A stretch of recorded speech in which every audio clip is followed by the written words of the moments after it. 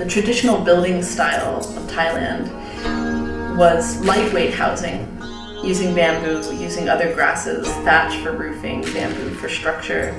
People didn't really use a cash-based economy. It was barter-based, and they had what they needed. It's about 30 years ago that the cement industry started spreading itself throughout the world. People were drawn to cement housing, concrete, because it's more permanent and takes less maintenance and care than something like bamboo. People, farmers and villagers who had always had within their villages the resources to take care of themselves and their families were beginning to depend on the dollar. The reality of housing oneself and housing one's family meant that people were going into lifetimes of debt. Earthen building came in as a replacement for that. I was in Thailand and was on a little fishing boat, and the man behind me I thought was pretty interesting. So we struck up a conversation, and within 10 minutes he shared with me he was the director of one of Southeast Asia's kind of most established activist training centers near Bangkok. And I shared what I was doing, and he invited me to come teach in Thailand. We didn't know what the results would be or who would be interested. We did a 10-day workshop, and hundreds of people got turned on. We started helping villagers get out of debt and learning again how to be self-reliant when they have the option to build with earth and create long-standing homes that would serve them well. So earthen housing now in Thailand is really an alternative to the environmentally and financially costly cement housing.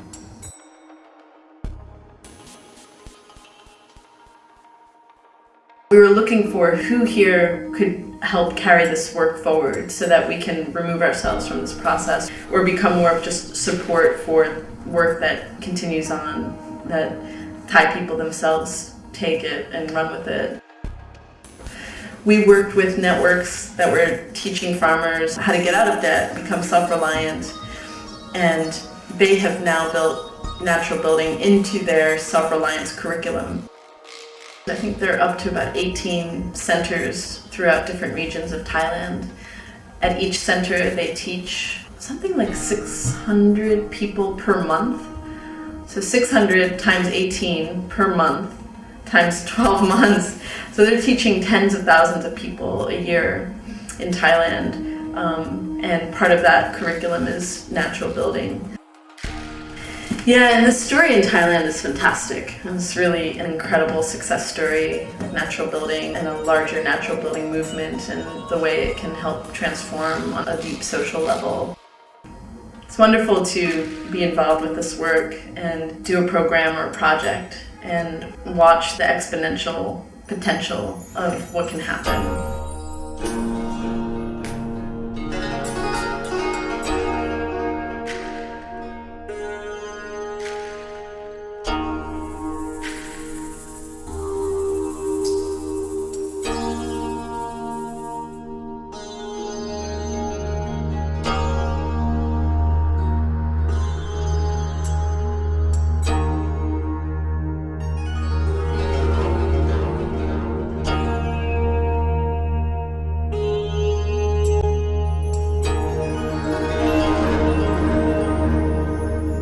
The challenge we find is that what you need is a really deep connection with your local community. And coming from outside, that takes time.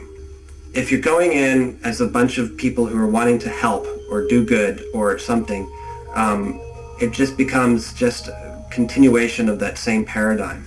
But once you realize that if you're traveling to a place, you are getting as much, if not more, out of that experience than the people that you are working with, then it becomes more of a two-way street, and there's a sense of partnership for a mutual goal. And that becomes a different thing. And I think it increases the possibility of success because there's less of an imposition of an idea that's coming from outside, but more of a, hey, let's figure this out together. One thing to me that's beautiful about natural building is that you don't have to speak the same language as the people you're working with, because the language is more about the body and the mud and the materials. When I first worked in Thailand, I was working with people many of whom we didn't speak the same language, and it was so much fun, and they were so into it, so energetic, and I had never before worked with people who so smoothly just flowed together. Not much organization had to happen, not much talking and planning, it just happened. And I think working with people who are connected to a village-based culture where there's a sense of cooperation and doing things together regularly, that just filtered through everything we did there. I learned so much more about the spirit of cooperation and having a really good time on a site.